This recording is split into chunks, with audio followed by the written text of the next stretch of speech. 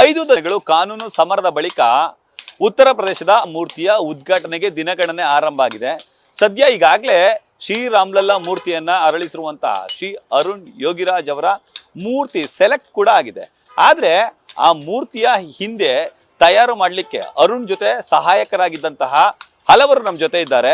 ನಾನೀಗ ಮೈಸೂರಿನ ಅಗ್ರಹಾರದಲ್ಲಿರುವಂತಹ ಅರುಣ್ ಯೋಗಿರಾಜ್ ಅವರ ನಿವಾಸದಲ್ಲಿದ್ದೀನಿ. ನೀವು ನಿವಾಸದ ದೃಶ್ಯಾವಳಿಗಳನ್ನ ನೋಡ್ತಿರಬಹುದು. ಸದ್ಯ ನಿನ್ನೆಯಿಂದಲೂ ಕೂಡ ಇಲ್ಲಿ ಸಂಭ್ರಮದ ವಾತಾವರಣ ಇದೆ. ಅವರ ಅಣ್ಣ ಸೂರ್ಯಪ್ರಕಾಶ್ ಆದಿಯಾಗಿ ಹಲವರು ಸಂತಸವನ್ನ ಹಂಚ್ಕೊಳ್ತಿದ್ದಾರೆ. ಈ ನಡುವೆ ಹಲವು ಮೂರ್ತಿಗಳನ್ನ ಇಲ್ಲಿ ಮತ್ತಷ್ಟು ಮೂರ್ತಿಗಳನ್ನ ಅರಳಿಸುವಂತಹ ಕೆಲಸಕ್ಕೆ ಸದ್ಯ ಶಿಲ್ಪಿಗಳ ಮುಂದಾಗಿದ್ದಾರೆ. ಇನ್ನು ಕಳೆದ 6 ತಿಂಗಳಿಂದಲೂ ಕೂಡ ಅರುಣ್ ಅವರ ಜೊತೆ ಸಾಕಷ್ಟು ಸಹಾಯಕರಾಗಿ ಅವರ ಜೊತೆ ಕೆಲಸವನ್ನ ಮಾಡ್ತಿದ್ದಂತಹ ಜಗದೀಶ್, ಅಜಯ್ ಕುಮಾರ್ ಹಾಗೂ ನಾರಾಯಣ್ ಸೇರಿದಂತೆ ಹಲವರು ಇದ್ದಾರೆ. ಅವರ ತಮ್ಮ ಯಶವಂತ್ ಕೂಡ ಅವರ ಜೊತೆ ಹೋಗಿದ್ರು. ಕಳೆದ 6 ತಿಂಗಳಿಂದ ಅವರು ಮನೆ ಮಠಗಳನ್ನ ಬಿಟ್ಟು ಅರುಣ್ ಯೋಗಿರಾಜ್ ಅವರ ಕೆಲಸದ ಜೊತೆಗೆ ಅವರು ಕೂಡ ಕೈಯನ್ನ ಜೋಡಿಸಿದ್ರು. ಸಾಕಷ್ಟು ಶ್ರಮವನ್ನ ವಹಿಸಿ ಕೆಲಸವನ್ನ ಮಾಡ್ತಿದ್ರು. ನೀವು ದೃಶ್ಯದಲ್ಲಿ ಗಮನಿಸ್ತಿರ್ಬೋದು. ಅರುಣ್ ಅವರ ಜೊತೆ ಸಹಾಯಕರಾಗಿ ಕೆಲಸ ಮಾಡಿದಂತಹ ಜಗದೀಶ್ ಆಗೋದು ಹಾಗೂ ಅಜಯ್ ಆಗ್ಬೋದು, ಎಲ್ಲರೂ ಕೂಡ ಕಾರ್ಯವನ್ನ ಮಾಡ್ತಿದ್ದಾರೆ ನಮ್ಮ ಜೊತೆ. ಕಳೆದ 6 ತಿಂಗಳಿಂದಲೂ ಕೂಡ ಅರುಣ್ ಅವ್ರ ಜೊತೆ ಇದ್ದಂತಹ ಜಗದೀಶ್ ಇವರಿದ್ದಾರೆ. ನಾನು ಜಗದೀಶ್ ಅವ್ರನ್ನ ಮಾತಾಡ್ತಾ ಹೋಗ್ತೀನಿ. ಜಗದೀಶ್ ಸರ್, ಶ್ರೀರಾಮ್ಲಲ್ಲಾ ಮೂರ್ತಿ ಸದ್ಯ ಸೆಲೆಕ್ಟ್ ಆಗಿದೆ. ಅರುಣ್ ಯೋಗಿರಾಜ್ ಅವರು ಅರಳಿಸಿರುವಂಥದ್ದು. ನೀವು ಅರುಣ್ ಅವ್ರ ಜೊತೆನೆ ಕಳೆದ 6 ತಿಂಗಳಿಂದ ಇದ್ರಿ. ಏನೆಲ್ಲ ಮಾಡಿದ್ರಿ ಸರ್ ಅಲ್ಲಿ? ಸರ್, ಅವರು ಏನು ವರ್ಕ್ ಹೇಳ್ತಾರೆ ಅದನ್ನು ನಾವು ಮಾಡಿದ್ದೀವಿ. ಕೆಲವು ಡಿಸೈನ್ ಆರ್ಡಿಮೆಂಟು, ಓಕೆ, ಮತ್ತು ರಫ್ ವರ್ಕು ಎಲ್ಲ ಮಾಡ್ತೀವಿ. ಸರ್, ಈ ಡಿಸೈನ್ ಮತ್ತು ರಫ್ ವರ್ಕ್ ಮಾಡಬೇಕಾದ್ರೆ ಹೇಗೆ ಅನ್ನಿಸ್ತು ಸರ್?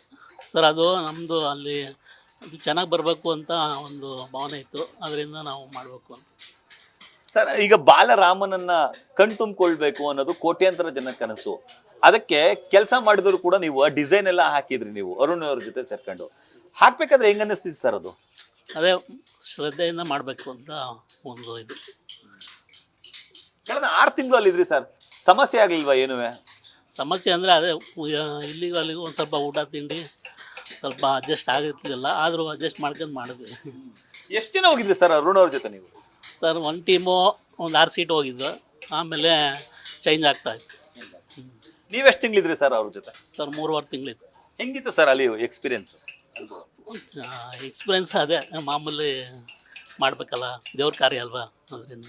ಅಂತಿಮವಾಗಿ ನೀವು ಮಾಡಿದಂತಹ ಮೂರ್ತಿ ಈಗ ಸೆಲೆಕ್ಟ್ ಆಗಿದೆ ಸರ್, ಏನಂತ ಹೇಳ್ತೀರಿ? ದೇವ್ರ ಕೆಲಸ ಅಲ್ವೇ, ಶ್ರೀರಾಮ ಮಾಡೋದು ನಮ್ಮ ಪುಣ್ಯ ಅಲ್ವೇ, ಅದರಿಂದ ನಾವು ಒಂದು ಸಂತೋಷ ಆಗ್ತದೆ.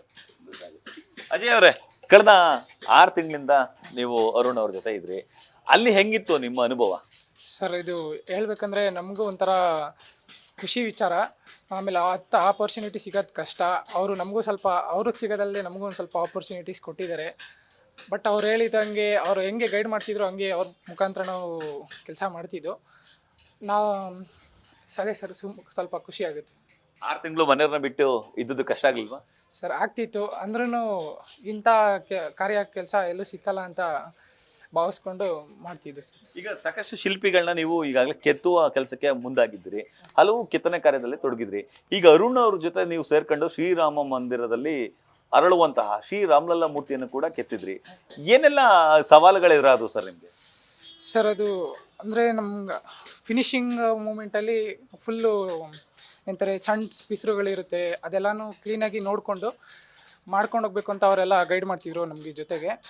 ಅದನ್ನು ಮಾಡ್ಕೊಂಡು ಹೋಗ್ತೀವಿ ಸರ್. ಖುಷಿ ಕೊಡ್ತಾ ನಿಮ್ಮ ಕೆಲಸ? ಹಾಂ ಸರ್, ತುಂಬ ಖುಷಿ. ಹೌದು ಸರ್. ಇದು ಅಲ್ಲಿ ಅಂದರೆ ಅಯೋಧ್ಯೆಯಲ್ಲಿ ಅರಳ್ತಿರುವಂತಹ ಶ್ರೀರಾಮ್ಲಲ್ಲಾ ಮೂರ್ತಿಯನ್ನ ಅರುಣ್ ಅವರು ಕೆತ್ತುತ್ತಿದ್ದಂತಹ ಸಂದರ್ಭದಲ್ಲಿ ಸಹಾಯಕರಾಗಿ ಕೆಲಸ ಮಾಡ್ತಿದ್ದಂತಹ ಅಜಯ್ ಹಾಗೂ ಜಗದೀಶ್ ಅವ್ರ ಮಾತು. ನಮ್ಮ ಜೊತೆ ನಾರಾಯಣ ಅವರು ಇದ್ದಾರೆ, ಅವ್ರನ್ನ ಮಾತಾಡ್ತಾ ಹೋಗ್ತೀನಿ. ಸರ್, ಶ್ರೀರಾಮ್ಲಲ್ಲಾ ಮೂರ್ತಿಯನ್ನ ಸದ್ಯ ಸೆಲೆಕ್ಟ್ ಆಗಿದೆ. ನೀವು ಅಲ್ಲಿ ಕೂಡ ಕೆಲಸವನ್ನ ಮಾಡಿದ್ರಿ. ಎಷ್ಟು ತಿಂಗಳ ಕಾಲ ಕೆಲಸ ಮಾಡಿದ್ರಿ ಸರ್? ಅರುಣ್ ಅವ್ರಿಗೆ ಏನೆಲ್ಲ ಸಹಾಯ ಮಾಡಿಕೊಟ್ಟಿದ್ರಿ? ಮಾಮೂಲಿ ಅರುಣ ಹೇಳೋದೆಲ್ಲ ನಾವು ಕೆಲಸ ಮಾಡ್ತೀವಿ. ಒಂದು 6 ತಿಂಗಳ ಕಾಲ ನಾವು ಕೆಲಸ ಮಾಡಿದ್ವಿ. ಹಾಗಾಗಿ ಅವ್ನು ಏನು ಹೇಳ್ತಾನೆ ಅವ್ರು ಈ ರೀತಿಯೇ ಮಾಡಬೇಕು ಮಾವ ಅಂತಂದಾಗ ನಾವು ಮಾಡಿದ್ದೀವಿ. ನಾವು ಕೂಡ ನಮ್ಮನ್ನ ಏನು ಮಾಡಬೇಕು ಮಾವ ಅಂತ ಕೇಳಿದಾಗ ಈ ರೀತಿ ಮಾಡಬೇಕು ಅಂತ ನಾನು ಸಲಹೆ ಕೊಡ್ತಿದ್ದೆ, ಅವರು ಸಲಹೆ ಕೊಡ್ತಿದ್ದು.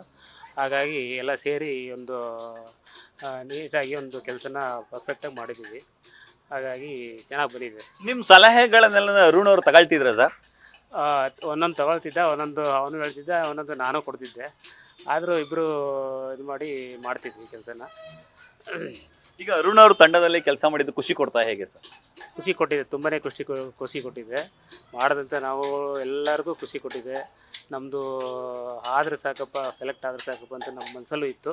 ಆಗ ದೇವರು ಈಗ ಇದನ್ನು ಈಡೇರಿಸ್ತಾ ಇದ್ದಾನೆ. ಹಾಗಾಗಿ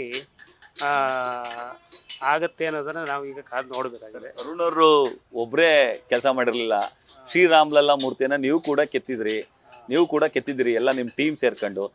ಎಷ್ಟು ಖುಷಿ ಕೊಡ್ತಿದೆ ಸರ್? ಭಾಳ ತುಂಬಾನೇ ಖುಷಿ ಕೊಡ್ತಾ ಇದೆ. ಹೇಳಕ್ಕಾಗಲಾರದಷ್ಟು ಖುಷಿ ಕೊಟ್ಟಿದೆ ಎಲ್ರಿಗೂ. ಮನೆಯವ್ರಿಗೂ ಕೊಟ್ಟಿದೆ, ನಮಗೂ ಕೊಟ್ಟಿದೆ, ಮತ್ತು ಎಲ್ರಿಗೂ ಕೊಟ್ಟಿದೆ ಸರ್. ಕೋಟ್ಯಾಂತರ ಜನರು ಕೈ ಮುಗಿತಾರೆ ಸರ್ ನೀವು ಕೆತ್ತಿರುವಂತಹ ಮೂರ್ತಿಗೆ. ಆ ಮೂರ್ತಿಯನ್ನ ಅರಳಿಸ್ಬೇಕಾದ್ರೆ ಏನೆಲ್ಲ ಸವಾಲುಗಳು ಎದುರಾದವು ಸರ್? ಸವಾಲುಗಳೇನೆಲ್ಲ ನಮಗೆಲ್ಲ ಚೆನ್ನಾಗಿ ಅನುಕೂಲ ಆಯಿತು. ಅಲ್ಲಿ ಚೆನ್ನಾಗಿ ಇದು ಮಾಡ್ತಿದ್ವಿ. ಊಟ ತಿಂಡಿ ಮತ್ತು ನಮಗೆ ಸಲಕರಣೆಗಳು ಮತ್ತು ರೂಮ್ಸ್ಗಳು ಎಲ್ಲ ಚೆನ್ನಾಗಿ ಸಲಹೆ ಕೊಟ್ಟರು ಅವರು. ನಾವು ಹಾಗೆ ನಾವು ಇದನ್ನು ಮಾಡಿ ಕೆಲಸನ ಪೂರ್ಣ ಮಾಡಿದ್ವಿ ಸರ್. ಜನವರಿ 22ಕ್ಕೆ ಉದ್ಘಾಟನೆ ಆಗ್ತದೆ, ನೀವೇನಾದರೂ ಹೋಗ್ತೀರಾ ಸರ್? ಅದು ಅರುಣ್ ಅವ್ರು ಕೇಳಬೇಕು, ಕರ್ಕೊಂಡು ಹೋಗ್ತಾರೆ ಇಲ್ವಾ ಅಂತ. ಅದು ನಮ್ಮ ಇದೇನಲ್ಲ, ಅವರು ಕರ್ಕೊಂಡು ಹೋದ್ರೆ ಹೋಗ್ತೀವಿ. ಈಗ ಸೆಲೆಕ್ಟ್ ಆಗಿದೆ ಸರ್, ಎಷ್ಟು ಸಂತಸ ಆಗ್ತಿದೆ. ಮುಂದೆ ಏನು ಸರ್? ಮುಂದೆ ಏನಿಲ್ಲ, ಮುಂದೆ ಅದೇ ರೀತಿ ಮಾಡ್ಕೊಂಡು ಇನ್ನು ಮುಂದೆ ಇನ್ನೂ ಚೆನ್ನಾಗಿ ಮಾಡಬೇಕು ಅನ್ನೋ ಒಂದು ಅಭಿಲಾಷೆ ಇದೆ. ಅವರು ನಾವೆಲ್ಲ ಸೇರಿ ನೋಡೋದ ಮುಂದೆ ದೇವರಿದ್ದಾನೆ. ಹೌದು. ಇದಿಷ್ಟು ಅರುಣ್ ಯೋಗಿರಾಜ್ ಅವರ ಜೊತೆ ಅಯೋಧ್ಯೆಯಲ್ಲಿ ಕೆಲಸ ಮಾಡಿರುವಂತಹ ಶಿಲ್ಪಿಗಳ ಮನದಾಳದ ಮಾತು. ನಿಜಕ್ಕೂ ಶ್ರೀರಾಮ್ಲಲ್ಲಾ ಮೂರ್ತಿಯನ್ನು ನಾವೆಲ್ಲ ಸೇರಿ ಅರಳಿಸಿದ್ದು ಖುಷಿ ಕೊಟ್ಟಿದೆ. ಅರುಣ್ ಅವರ ಟೀಮಲ್ಲಿ ಕೆಲಸ ಮಾಡಿದ್ವಿ, ನಮಗೆ ಅತೀವ ಸಂತಸ ತಂದಿದೆ. ಪ್ರಪಂಚವೇ ಎದುರು ನೋಡ್ತಿದ್ದಂತಹ ಶ್ರೀರಾಮ್ಲಲ್ಲಾ ಮೂರ್ತಿಯ ಕೆತ್ತನೆ ಕಾರ್ಯದಲ್ಲಿ ನಾವು ತೊಡಗಿಕೊಂಡಿದ್ದು ನಮಗೆ ಪುಣ್ಯದ ಕೆಲಸ ಅಂತ ಹೇಳಿ ಅವರು ಭಾವುಕ ನುಡಿಗಳನ್ನು ಹೇಳ್ತಿದ್ದಾರೆ. ಕ್ಯಾಮ್ರಾ ಪರ್ಸನ್ ವಿನಯ್ ಜೊತೆ Ravi Pandavapura, news first Mysuru. News first ನಿರ್ಭೀತಿಯಿಂದ ನಿಮ್ಮ ಪರವಾಗಿ.